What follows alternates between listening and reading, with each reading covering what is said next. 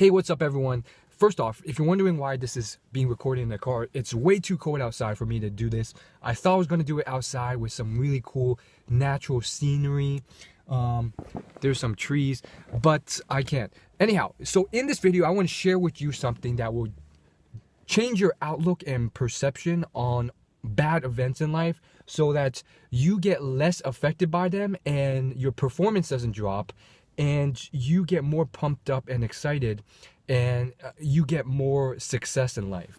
So this is specifically to tackle a issue of luck. You know, a lot of people, they falsely get jealous or envious or caught up in themselves, myself included, when we think about luck, because we always look at someone else who seems to be luckier, or we look at the things that we're unlucky at. And this story will really illustrate how that's not as cut and dry as you think. And you should just stop thinking like that. So let's just get started with the story. Again, it's fairly well known in the personal development space. However, 99% of people in the general population have never heard of it. So let's just get started. So there's this villager, and he lived back in the olden days when, you know, everyone just lived in this small town, and he had a standard village job. And let's just say that he was a farmer.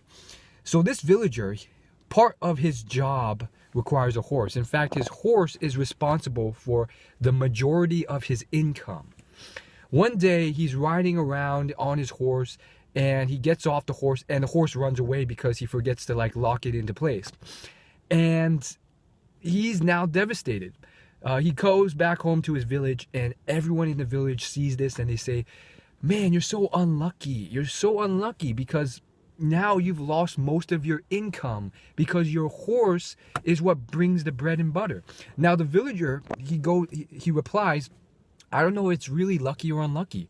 We'll wait and see."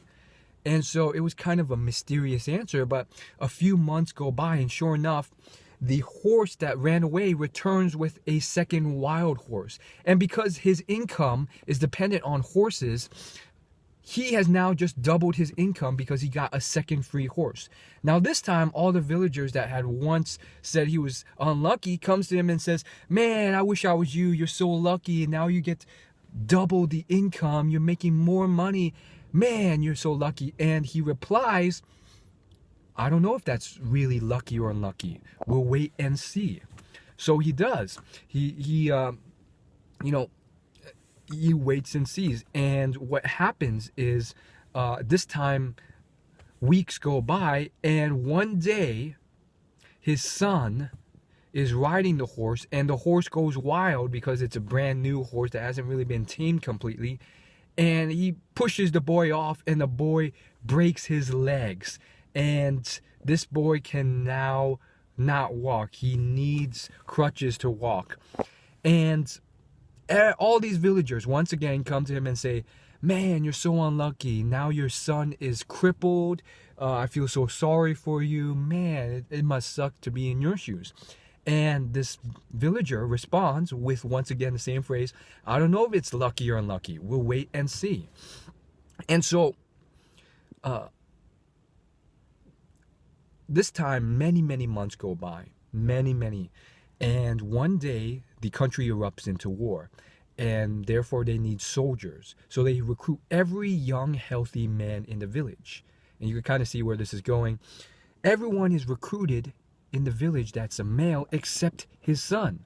This villager's son was exempt because he was crippled and therefore not fit to fight in this war. And all these other young men go out to war and die. And all the villagers once again go up to this village, this man, and they say, "Wow, you're so lucky. Because your boy was crippled, he didn't have to die in the war like our children did." And once again, the man said, "I don't know if that's really lucky or unlucky. We'll wait and see."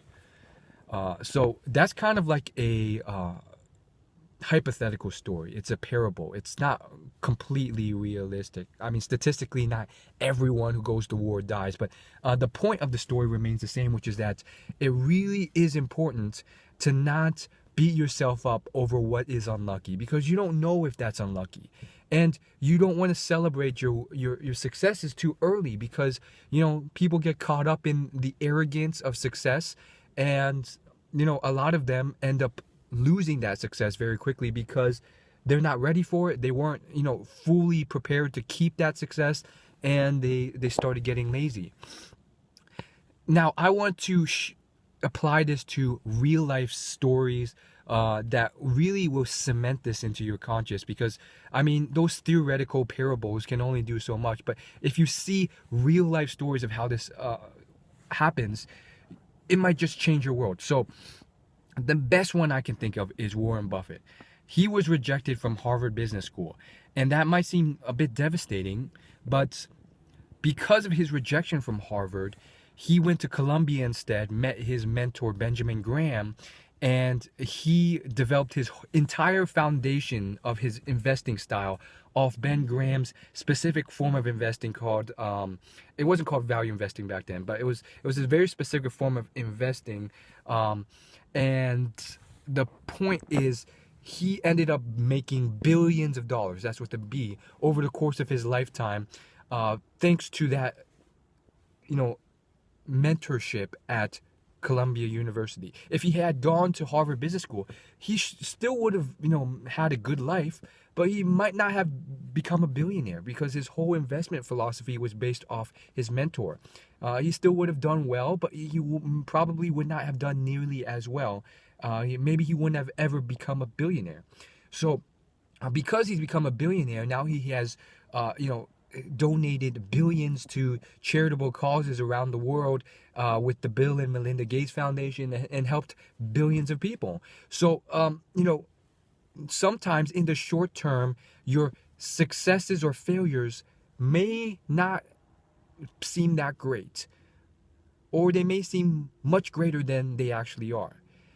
And so it's only until the end where you actually really see what's going on. I apologize for the poor lighting, but this video had to be done. That makes it worse. So finally, again, I apologize for the crappy lighting, but hopefully the content of the video speaks through more than any of this. And I just want to conclude by saying that in terms of, this type of forward and backward thinking, Steve Jobs said it best in his commencement speech at Stanford. He says, looking forward, you can't connect the dots. It's only looking backwards where everything kind of, works together. You may not understand why things are screwing up now, or why this dot here is not connected to this dot there. And Steve uses the example of how he took a typography class in college, and he had no idea how this would be any form of useful in his real life. And it was only decades later where that typography class changed how they structured the text, the letters of a keyboard, which had ripple effects across the entire world. And it changed how people typed.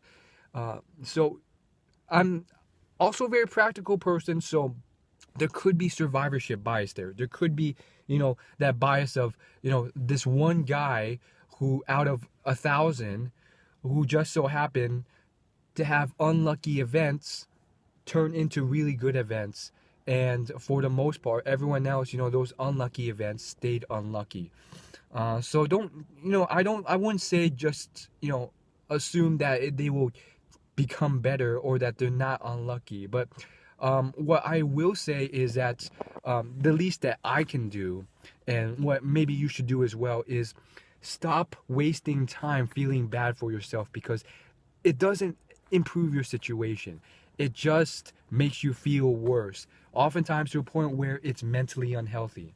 And this time I want to quote the billionaire Charlie Munger. Charlie said it best. He said, self-pity is, again, I'm paraphrasing, I don't know the exact words. It was something like, self-pity is the most unproductive, useless emotion. And so many people pity themselves. And, you know, ever since I heard that, I've been really working to instill that. It's tough, but you know, each time something happens where it's like, oh man, I wish I was rich. Man, why can't I be rich? Why do I have to struggle making money? Whatever it is, I flip that switch and I say, you know what? Thinking this stuff doesn't make me feel any better. You know, it's fine to want bigger goals, but it's also very unproductive to just sit there and complain and feel jealous and feel bad for yourself without, you know, taking any action to improve your life. You know, the world is not just going to help you for you unless you're really, really lucky, and that's not usually the best way. You oftentimes want to get there yourself. So I'm starting to ramble. I just want to wrap up this whole video. I think for me, one thing I learned is that I will always try and, from now on, not look at whether something is lucky or unlucky until the end. Because you never know. Maybe that thing where it's like, oh, I was unlucky because I wasn't as strong or fit as everyone else in the class. I was a skinny guy out. Maybe that becomes an advantage later in life, because that, you know, lack of physique motivated you and pushed you to work harder than anyone else, and in the long run you became more muscular or fit or successful or wealthy than anyone else because of that. So those disadvantages could be advantages. I was reading this one book by this billionaire. Unfortunately, I can't remember it because I mean, there's so many books by billionaires, and I've read quite a few. But there's this one, I think it was by Charles Schwab, but it was in the book Money Mastered the Game, where Tony Robbins interviews billionaires, and one of the billionaires was having a conversation with his children, and his children were like, and he told his children, you too will never be as lucky as I did to have the advantages of poverty that I had. And his children were like, don't you mean disadvantages? And he's like, no, advantages. And so just think about that. Sometimes, you know, you're wishing that you had more money as a child, more education, more resources. Maybe you wish you were more handsome so that you could get dates. But sometimes it's that motivator that really pushes you to improve your life. It might push you to actually, you know, make something of yourself. It might push you to actually, you know, take a social skills assessment of yourself, or just like make more friends and actually become a better person. When before you might have just, you know, been moderately satisfied and not been motivated to push yourself as hard, and therefore you got less results. Honestly, I don't know. It's a complicated world. Like sometimes, I'm sure there's people out there who just kind of live mediocre lives. But I think there's also a lot of people who they overcame tremendous adversity. You know, they were skinny, they were, you know, unpopular, broke, they didn't do well with anything, and they just overcame all of that and succeeded. So that's it. That's the motivation for today. Again, don't overwhelm your brain. Don't be like, I gotta be perfect, I gotta get all these things. Again, check out my videos on overwhelm and my blog posts on perfectionism. I'll leave a link in the description of this video to my blog post on perfectionism and overwhelm. Or you can just go to there'll be a link to my blog, and you can search it in the search function on my blog, and you'll find it, and it'll help you if you're like overwhelmed by, like, maybe you're motivated now, but now you're overwhelmed with like all the goals that you want to do. Like, oh, I gotta get rich, but I also gotta get, you know, happy, and I also have to be, you know, very productive and good, you know, have good relationships, and, you know, all this stuff. There's a blog post that will help you with that. Thanks for watching. I'll see you guys later. Peace.